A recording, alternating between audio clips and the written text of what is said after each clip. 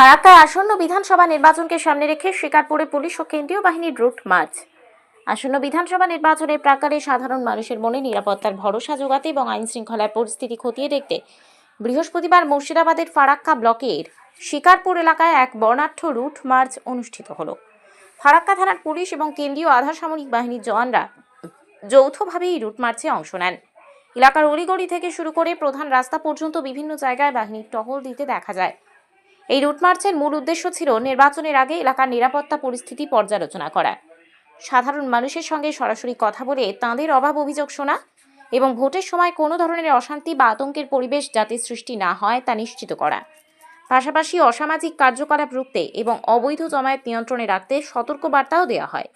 Route march চলাকালীন বাহিনীর আধিকারিকরা স্থানীয় বাসিন্দাদের সঙ্গে বন্ধুত্বপূর্ণভাবে কথোপকথন করেন এবং সবাইকে নির্ভয়ে ভোটদান প্রক্রিয়ায় অংশ নিতে উৎসাহিত করেন।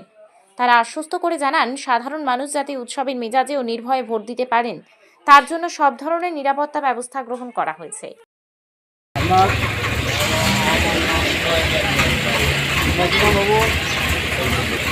এখানে বাড়ি কিরকম কী খবর আছে?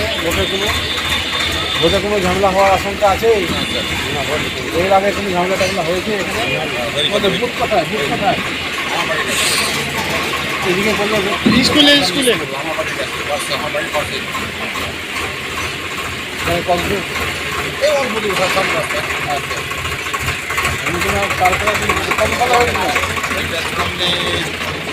পঞ্চায়েতে না পঞ্চায়েত ইলেকশনে হয়েছে না এমএলএ কি ওই ঝামেলা?